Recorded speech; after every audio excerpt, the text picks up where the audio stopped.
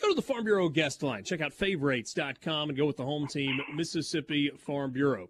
Our good friend and colleague here at SuperTalk Mississippi, Steve Azar, joins us this afternoon. And I immediately thought of Steve when I saw the news of Toby Keith's passing earlier today. Yeah, Steve, part of the impetus for your show is, conversations on In a Mississippi Minute with people that you have interacted with, that you've worked with, that you've crossed paths with through the years. And I'm just curious about your relationship with the late Toby Keith after his passing that was announced earlier today. Yeah, hey, buddy. Thank you for having me on. I always love listening to you guys. Thanks for agreeing to visit with us. Oh, absolutely, always. Man, it's a tough day for country music. Besides being in love with his country, love with his fans, his bandmates, a lot of them were the same people from the start, which shows you a lot about him. He was a songwriter who, there's artists. I talked to Ricky Matthews today, and there's artists that go in the room that just sort of are breathing, and they don't really participate as songwriters, but they get their names on songs because it's how it happens in Music City sometimes. And then there's a guy like Toby who goes in the writing room, and he is the room, meaning he was a prolific, spectacular songwriter. He was in touch with words and people's lives beyond his, and he was a winner.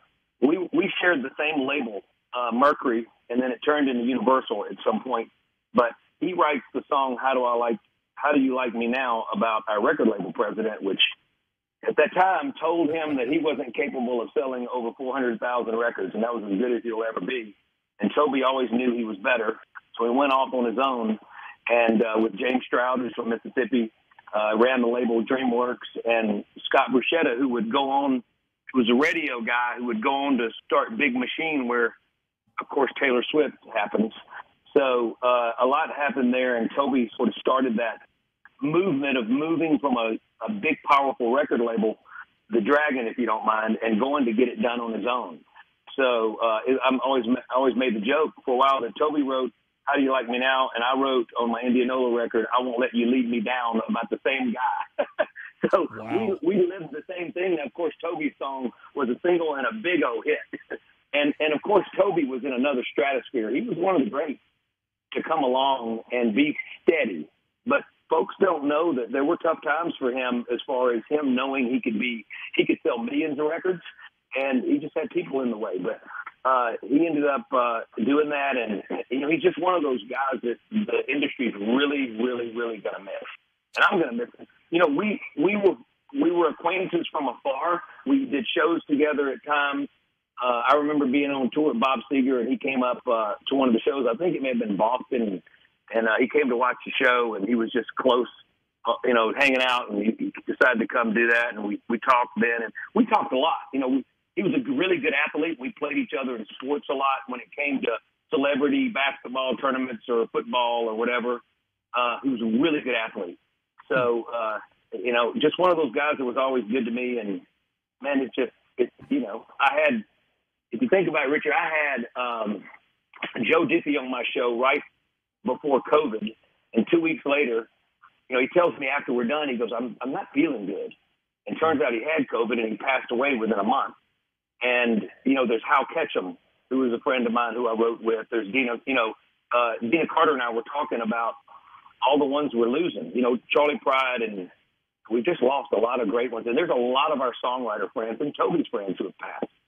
So we're getting to that point where it happens. But, man, Toby fought, gallantly. But, cancer, he lost half his body. I mean, he was a big guy. And, that cancer just wore him out. Yeah, that's one of the things that stood out to me in some of the pictures that you saw today. It's because he always looked like that big, burly guy with the full beard and just kind of larger than life, and it just absolutely ravaged him.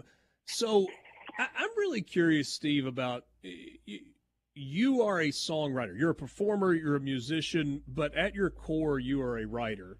I hope it's okay to characterize you that way. Yeah, no, I would say that was always the first thing I ever did. That's the reason I ever wanted to get on stage. It's because of the wanting to be a songwriter, for sure. When you say songwriter, though, and you talked about the way Toby Keith went about it, and there are others who are so incredibly gifted, Does that just mean lyrics, or are we talking about the music and the arrangement and the lyrics and the way it all works together? It all comes out at one time. Now, there are lyricists, and historically, that we've seen, with Elton John and Bernie, and they just wrote lyrics. And Mellencamp had a guy named, I can't remember, something Green, and he would wrote the lyrics to Rain on the Scarecrow, and he'd send them to him and some other things. But Mellencamp was a great writer as well, and he didn't need lyrics. But every once in a while, he would see something great, and he would do it. But he put music to it. Toby, I can say this from experience. The melody and lyrics come out together. You sing things how you say it. And I know that could be complicated. It was complicated for me to learn what that meant. But we say things in rhythm. It's why rap's such a big deal now, whether you like it or not. And country embraced it and all that. The bottom line is rapping's not too far away from adding a little bit more melody and making a melody and making the actual lyrics bounce a little more. Have to give them a little more curve. With Toby, it was all in. He'd walk in the song, he'd walk in the writing room, and he would. It was game on. It was all one thing, and that's what it is for me too. I mean, I hear melody with words. I wish we could explain it, but it's always been the case. And at some point, you got to get good enough to write stuff that people are going to want to hear, rather than you're learning. You know what I mean? But I do think that that's the gift that we had. Then we had to learn the craft and get better at it. It's interesting you say that about rap. I mean, the example that immediately pops to mind is New York State of Mind. I'm sorry. Empire State of Mind. Not Billy Joel and New York State of Mind. Empire State of Mind. Jay-Z, who raps the song, but then you add Alicia Keys to that with kind of her version of it, and it blends in. You're like, I don't even know what this is, but it's amazing. Well, exactly. Go back to Neil Diamond. LA's fine, the sun shines most of the time, and the feel is laid back. Palm trees growing, winter growing, da-da-da-da. I'm New York City born. If anything, he was talking. But, James Brown, he was doing it. I mean, it's been going on for a long time, but the bottom line is Toby was a melodic genius, man. The guy had great sense for melody and how the words matched. And think about it. I mean, proof's in the fan base and the hit songs, and he had a lot of them. Now, he had his core guys that he'd go to and co-write with, because you just don't have enough time to write everything by yourself.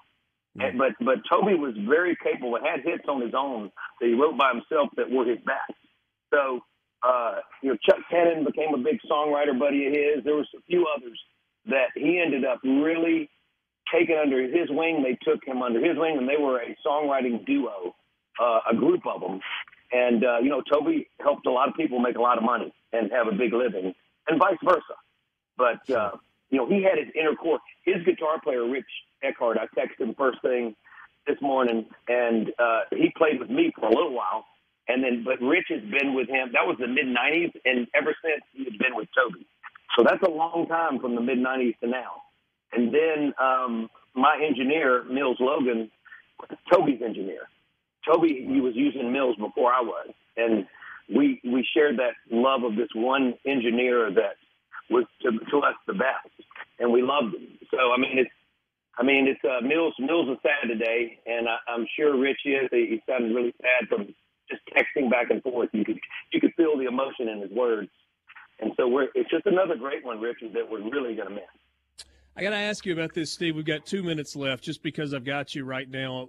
There's not a bigger star right now on planet Earth than Taylor Swift. And she's like in the football news and everything else, and, has another big night at the Grammys.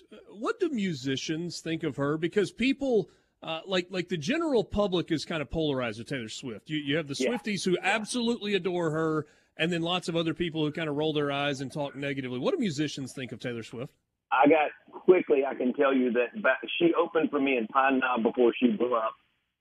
She was my daughter, Cecilia, who's in New York now, is 23, was probably 5 at the time, got maybe her first autograph. And Taylor was probably 13 or 14. And the way she handled it, and my daughter's been a fan ever since, Taylor has handled herself incredibly well. She was in a genre where it was the demographic was, women from 35 to 40-something or whatever. And obviously that wasn't a perfect fit for her. So she figured out social media.